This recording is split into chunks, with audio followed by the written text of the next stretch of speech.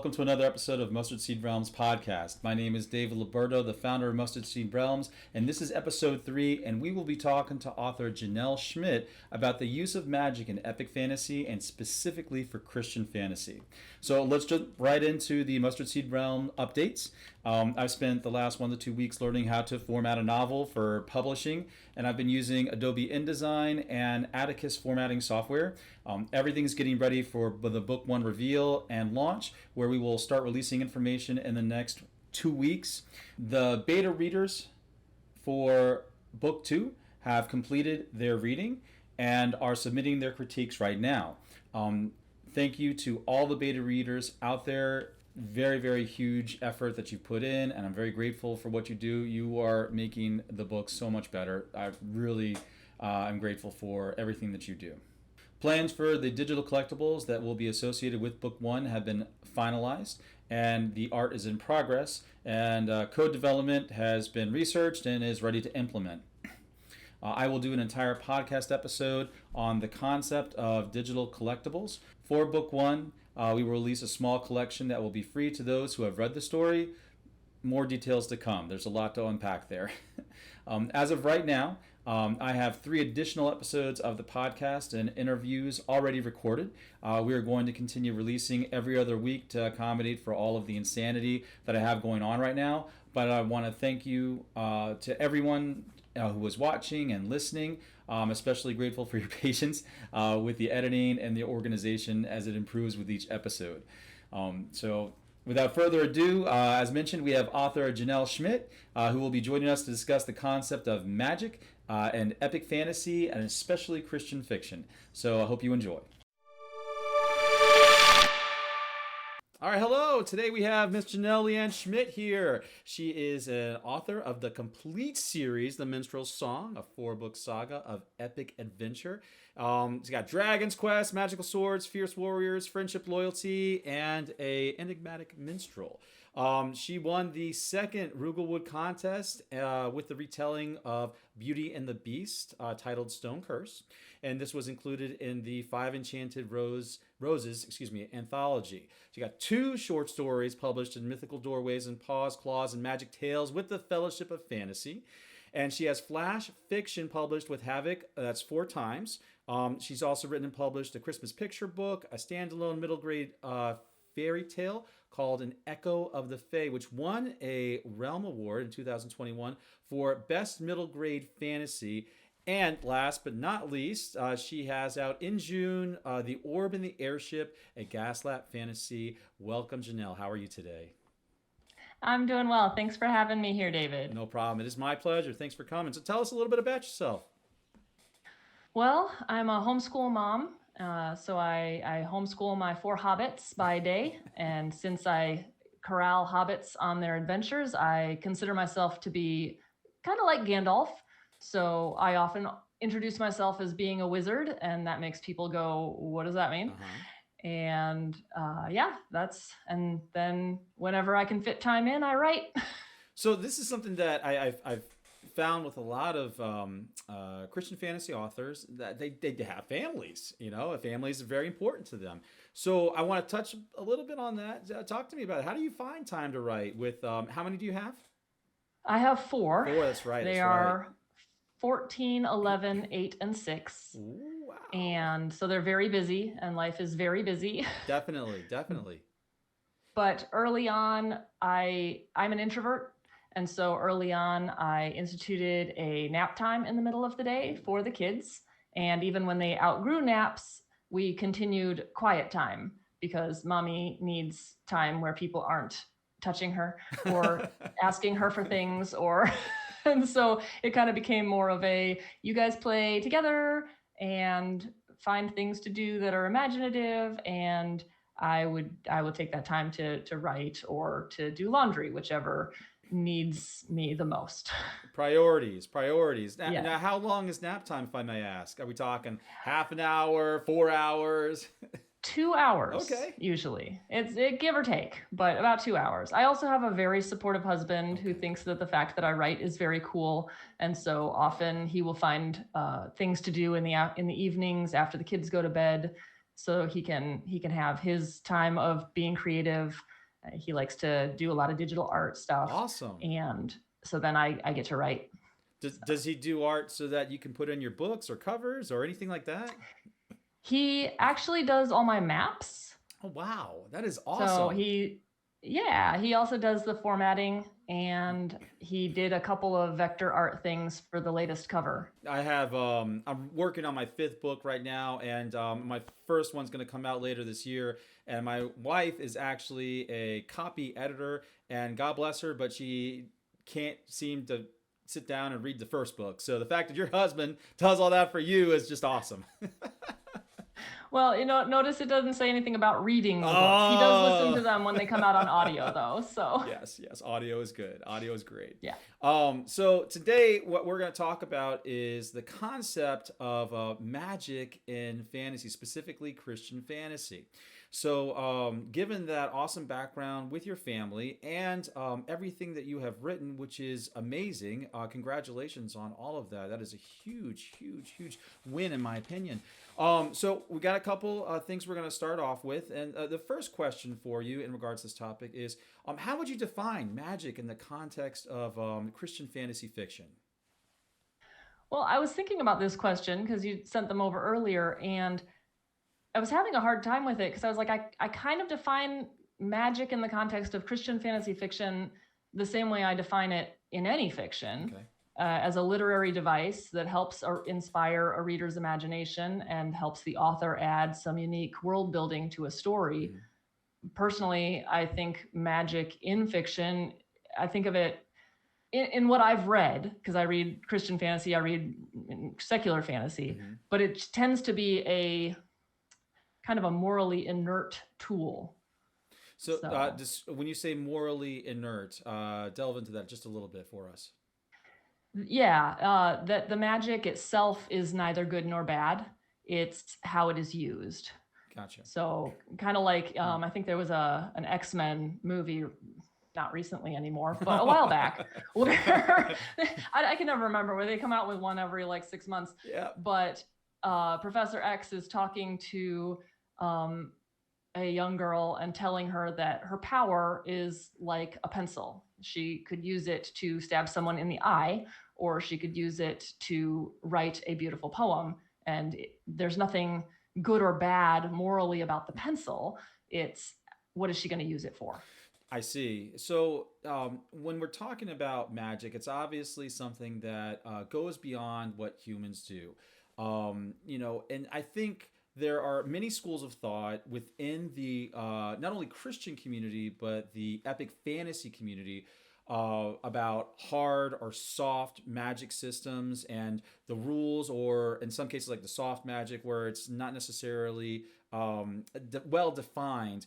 But I think that for the sake of this conversation, we can kind of delineate this into kind of 2 different realms. One being you're born with it, or some way genetically inherited it. And the second way you can look at it is through some form of acquisition where you didn't have it before. So, do you agree with that? Yeah. Oh, yeah, for sure. And so, real quick, just so I have an understanding of where you're coming from, you've mentioned that you read epic fantasy. So tell me a little bit about, give me a few authors, give me a few titles that you feel have influenced you and that those magic systems are important to you, whether or not it's Christian and whether or not it falls in either of these 2 realms. Yeah. Yeah. When it comes to authors and who've influenced me, the first one obviously is J.R.R. Tolkien, because he's where I started, him and C.S. Lewis. And I think a lot of us, that is where we start, Sure. But they are pretty much the biggest names in fantasy. And Stephen Lawhead is another huge influence on my writing. I love just the way that he weaves faith and history and imagination all together. And Lloyd Alexander is another one, The Chronicles of Prydain. Madeleine L'Engle, who is more sci-fi, but there's kind of a fantasy element to her books as well. Timothy Zahn, also sci-fi. Yep. Um, No, that's a good list. That's a trying to good think. list. Yeah, those are kind of the big ones. Gotcha. More and more every year. I read a lot more indie now in the last Good for 5 years, you. and Yeah. indie books are amazing, and that's not just me being biased. I love so many great indie authors that I've fallen in love with their stories and their worlds. So 4 kids, you're writing, and you have time to read. That's pretty impressive. That's pretty impressive. reading is my only superpower. No, I doubt that you're a mother. That is a superpower unto itself. The role of magic in Christian fantasy. We have an idea of what we're talking about. We framed a conversation. So, considering Christian fantasy versus, regular, some people call it secular, but for their own purposes, I like to tailor it as like a just epic fantasy. How does the Christian versus the epic fantasy? How does it differ between genres? One of the ways that I think Christian fantasy differs is a lot of times Christian fantasy authors just avoid using the word magic. Okay. They will call it gifts or powers or abilities. There's usually some creator figure in the story, maybe not in the story, but in the world building of their story, who has gifted the characters with these abilities. Mm-hmm. I think sometimes in secular fantasy or other genres of fantasy, the power, the magic comes from kind of wherever. Like they don't feel the need to explain it maybe as much. Yep. Because they're not going to deal with an audience who's upset with them for using it. It's true. Kind of like the concept in Star Wars where it's the Force, where it's just out there. And but even then in Star Wars, there are some people who can use it and some people who can't. So it's not something that you can go out and learn how to use. You either have a talent for it, and some might argue it's a talent versus something you're born with, but that's not a conversation. That's a debate for now. But I like the way you said that. The whole concept of there in Christian fantasy, it's important for people to understand where it does come from. But you touched on something specifically where you won't see a lot of use of the word magic itself. Do you feel like it's a curse word among, the Christian, readership? Is it more just taboo and they don't want to touch it? Do you feel it should be involved? I think there are Bible verses that talk about witchcraft and sorcery and divination, and it's always in a context of being negative, being something that God does not approve of. And I think the word magic sort of bundles all of that up, and that's what it brings to people's minds. I believe that is a very narrow view of the word. A lot of words have multiple meanings. And when God is talking about those things, that I guess as a Christian, you start out with the understanding that there is a supernatural, and there is there are demonic and angelic forces at work in the real world, right? And so when people in the Bible got their power it was either from God or from demons, right? Like Elisha having the ability to heal a dead boy was power from God. It wasn't something that Elisha did, right? If somebody else in the Bible, like when Saul he tries to talk to Samuel's ghost, right? Mm-hmm. The woman he goes and talks to, she is calling on powers of demons. So I think as a Christian author, you have to be careful to acknowledge that, yes, there is a real supernatural element in the world, and really differentiate that my magic is, what I'm writing about is fictional. It's a device in a story. I'm not condoning calling on demons. Good. That's a good thing. Yeah, for sure. But I also think that it's important to look at it and go, okay, if my husband takes me out on a beautiful boat ride and we have a picnic by moonlight and he hires someone to play a violin and I then refer to that as a magical evening, yes, nobody would look at me and say, well, how dare you? Right. Right. And so if the word can have a different context than only something that God abhors, right? That we're talking, that there's fantasy magic, or there's, the real supernatural effects in our world, and try to delineate that a little bit. So I don't know if that really answers your question. It does, and you brought up a good point, and I think it's something that we definitely need to touch on here. The difference between magic and the supernatural nature, because I think a lot of times people will confuse that. They will, there was a show called Supernatural, where it was a lot of demons, angels, hierarchies. But at the end of the day, I think there is an important distinction to be made here. Whereas, magic in the arcane sense, again, I believe that it is more of something that you acquire through, occult knowledge, and that you strive to gain in order to increase powers or whatever it may be. And I firmly believe that this is associated with demonic forces. Again, people in epic fantasy may see this and be like, so what? Who cares? It is what it is. Whereas the concept of supernatural is this whole idea that there is something beyond the story that does maybe point to God.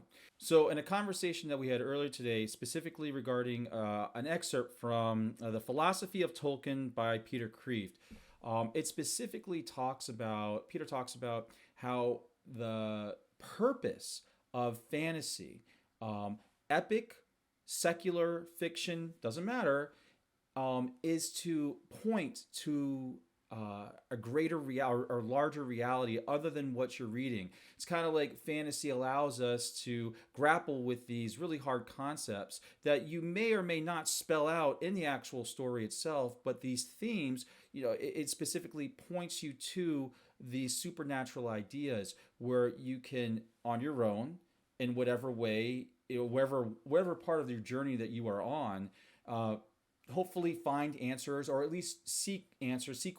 Find, you have the questions and you want to seek the truth. When you're talking about magic, again, and this could be from secular or Christian, but I do want to focus a little bit on Christian. What are you think the common misconceptions when you're talking about using magic in Christian fiction, and how do you address them in your writing? Yeah. I think it's just, I think the biggest misconception about using magic in Christian fiction is that people see the word magic and jump to the conclusion that the author is condoning demon worship or is trying to say that the Bible doesn't matter. And that's not true. It's a little hurtful as a Christian author that sometimes people think that, but it's kind of like what I was saying earlier. Magic is something that in Christian fiction, I have read a lot of really great Christian fiction. A lot of it has magic, and it usually is some kind of genetic gift that is gifted by the creator. It's how you use it that determines whether or not it's moral, right? It's the person, and just like a person who is born with an amazing amount of strength, or can use that power for good or for evil, or a person with a rapier sharp wit and command of language can use their talent to build up or to eviscerate. Magic is often portrayed as the same, and I think that's a good thing. I think it makes us look at, us look at ourselves. I think it makes us look at what is my gift in real life, and how am I using it? Am I using it to build up? Am I using it to hurt? Am I using it to glorify God? And I think sometimes when we look at things through a lens of the fantastical, the ridiculous, the out there, it highlights things a little bit better. It's kind of like when Nathan goes to David and tells him this story about the guy with the sheep, right? Yep. And it's kind of a ridiculous story, actually, that he tells him, but David gets so bent out of shape and, oh, that man deserves to pay the guy back, and it's so bad. And then when Nathan says that man is you, David's able to take it because he's learned the lesson through the story. Mm-hmm.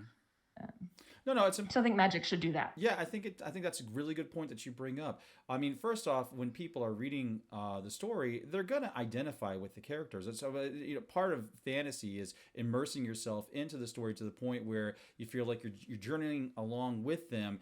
And some people use it as escape, right? So I understand the natural tendency for people to want to consider having access to these powers. And there's a tug of war there. I think there's that whole, are you seeking it for the power? Are you seeking it for escape? Are you seeking it for a search for truth, or a desire to ask the right questions? And so, I mean, obviously Jesus used parables for a reason. And I think it was for people like me that learn better through stories.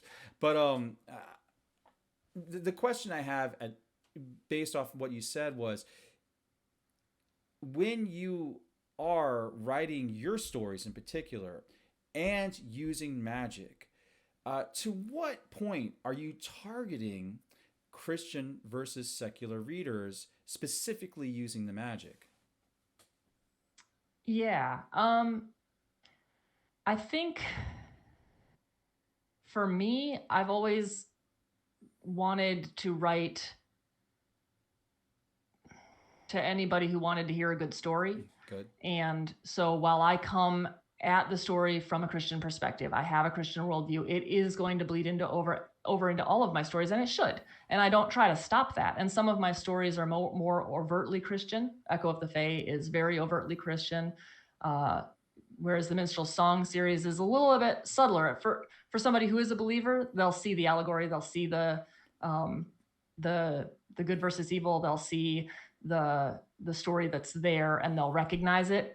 But it's not one that non-believers would necessarily recognize. You have to know a lot more of the Bible stories to really get it. It's not one of the big oh yes, I recognize that stories.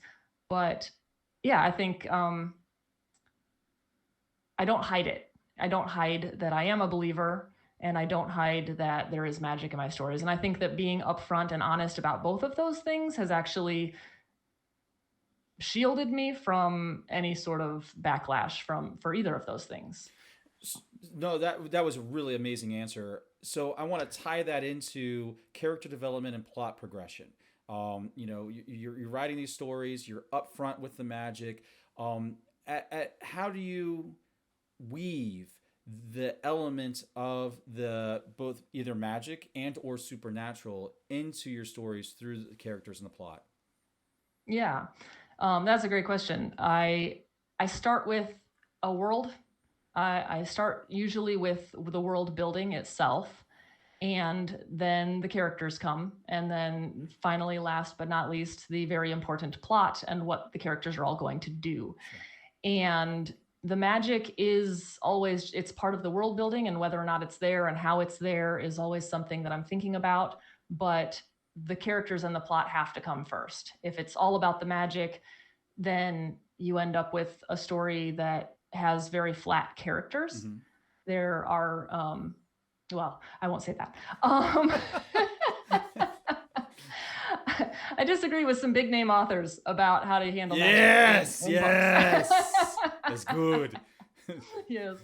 But I tend to fall on more of a softer approach to magic, where there's usually some kind of cost to using it, mm-hmm. because otherwise your story is boring. Sure. But I don't go into great detail on how it's used or what it is. It's just a gift that the character has access to. So I think that the supernatural aspect of it, and faith as well, I think it all ties together with that answer that you just gave.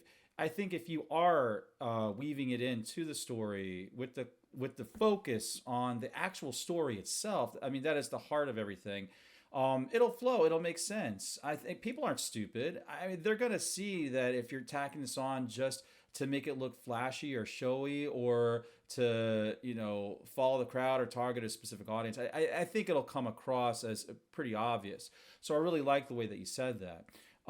You mentioned readers and how you focus on trying to be upfront, but surely you've gotten responses on both sides of the coin. But I mean, how have readers responded to your use of magic in your writing? And has that influenced or made, not forced you, but has that led you to make changes based on that feedback?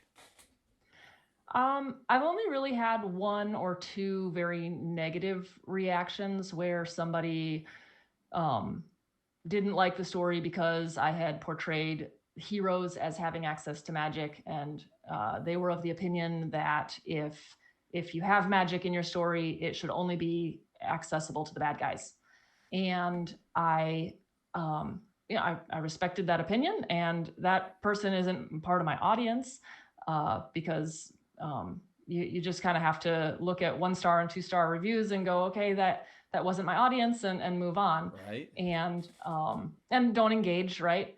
But I had another reader who did engage on my behalf, and then I did end up having to have a little bit of a conversation where, the original person who had a problem with it reached out to me and was like, "Are we okay? Like, I still respect you as a person." And I was like, "I didn't ask them to say anything. How dare really you? Like my book." How dare you? So that was entertaining. After the fact, it's more entertaining. At the time, it was like, "Oh, this is stressful." Tough. Yes. But yes, it is. Yeah, and I've had a couple of people. I think one person who I don't know and never responded, kind of left me a cautionary comment on my blog and just basically told me that I was sinning. And I'm sorry. I have trouble with that. They said that you were okay. Go ahead. Okay. I was like, okay, how about I don't try to convince you that C.S. Lewis and Tolkien are wonderful authors, and you don't try to convince me not to write fantasy, and we'll just move on. Right. So many things I'd love to touch on due to constraints of time. I really just wanted to focus on what you said specifically about I think there are a group of people out there, and for decent intentions, not necessarily wrong intentions, who feel that it should only be the archetypal, evil sorcerer who has these extra abilities. And I don't see it. I mean, some people will argue that Gandalf had his powers because if you read the Silmarillion, it was because he was of an angelic order on some level. Other people, you can argue about this till you really blue in the face. But the concern here is, or the point that I want to make, when you have protagonists, people in the party who are good, I think that you are missing out on so many different ways to enrich the fantasy, enrich the story, by not having them have some extraordinary abilities. And again, I think we've already framed, the traditional ways of allowing those characters to have it. But, one of the things that I'm going to eventually challenge myself, and hopefully other authors, are coming up with other ways beyond that, the genetic or the inherited ability to receive powers, that you can actually have these characters do this extraordinary abilities and plot lines. And I think some people would say, well, if they have artifacts like King Arthur, and Excalibur. I think there are a few others, and we don't have to go into that necessarily, but I it's important to question, and I think it's important to bring up that is something that is traditional, and epic fantasy in and of itself, beyond Christian fantasy, has access to a lot of original content, because the concern is maybe there is a constraint because of the conversation that we're having, that people feel, Christian authors feel, that they have to stick to this. Do you have an opinion on that? Oh yeah, I definitely think that everything you just said is true. I think some interesting ways to look at it are just look at the Bible, right? I mean, how different would some of that history be if you didn't have Samson, right? If you didn't have Elijah, if you didn't have the parting of the Red Sea? And obviously we attribute those we attribute that to God, right? It's his power. It's not the person themselves, but he worked through them. And sometimes they didn't have that power all the time. And sometimes, like Samson's strength, they did. And I think there's a lot of room for even just looking at the Bible and going, okay, but in the real world, how have we seen heroes with saints? with these kinds of powers, with the access to do very interesting things. You think about Peter and how the Holy Spirit teleported him after he talks to the Ethiopian, like the next verse. And then Peter found himself in this city many hundreds of miles away. It's like, wait, that's cool. I want to know more about that. So, and that brings up a whole nother topic that you can dive into in regards to the fantasy, opening up your mind through these supernatural, signs and things that they point you to, allowing the reader. And again, I spent so much of my young life reading fantasy, and I think it does allow you to open up your mind to the possibilities that faith offers. So again, a great answer. I do have to slim us down a little bit. So one of the last questions I do want to ask is, someone who's listening to this podcast, listening to this conversation, and whether they're new or established writers who have heard something, they're like, whoa, I didn't really think about that. If they're going to explore the use of magic in their own Christian fantasy, what advice do you have for them? I would give them the same advice that I would give to anybody starting to write. I would ask them to put careful thought into the story, into what they're trying to say, into really thinking through how to write a good story, how to write good characters, and all of the regular advice that I'd give to anyone. But then I would also tell them that if they choose to include magic in their fantasy fiction, that one, they should always be honest about it when talking to their readers, let people know, because just like anything, you don't want someone to run into something and that they weren't expecting. Sure. Where, maybe somebody just absolutely can't stand dragons. I don't understand that person, but maybe they can't stand dragons. And so if you put somewhere in your blurb that there's a dragon, then that person won't pick up your story. And that's okay, because you don't have to write to every single reader, and nor should you. It's a good way to drive yourself insane. But also just to be careful that when they're talking about their stories, not to stomp on anyone else's convictions, because they wouldn't want anyone to stomp on theirs. Mm-hmm. And I've personally found that kindness and sincerity and understanding go a super long way to soothing over, potential arguments before they even start. And, I would also tell them to pray and to invite God into the story writing process with them, that God wants them to use the talents that they have, that he has given them an imagination for a reason, and they don't have to just sit there and write and hope that God is pleased with it. That it's way more fun if they just bring him in at the very beginning and say, hey, Lord, we're going to write this story together. I need your help, and it's an amazing experience, just like inviting him in at the beginning. And I like that. Yeah, no, just being open, honest, transparent, without smacking people too hard in the face, right? Right. No, just a little bit. Just a little bit. I really want to hear more about your book that's coming out, The Orb and the Airship. Again, I believe that we discussed that it was the launch date was June 16th. Is that right? Yeah, that is correct. June 16th. The audiobook is already out because I have zero control over when Audible lets that go. But the rest of the book is June 16th. Tell us a little bit about it. It's a story about an airship pirate and how his path crosses with a group of young men who are on their way to their country's military academy. And there's kidnapping and assassination attempts and redemption arcs and a wizard who is a little grumpy, but he has some good reasons. Just a few, I'm sure. Just a few. Everybody he loved was murdered by somebody that they trusted. So don't give away secrets now. I won't. That's just a little taste, but yeah. You heard it here, folks. You heard it here first, folks. Okay, the alpha's coming out on Mustard Seed Realms podcast. All right. No. Where can your readers find you? Where you hang out? Where do you want to meet your readers? Yeah, the best place is my blog, JenelleSchmidt.com/blog.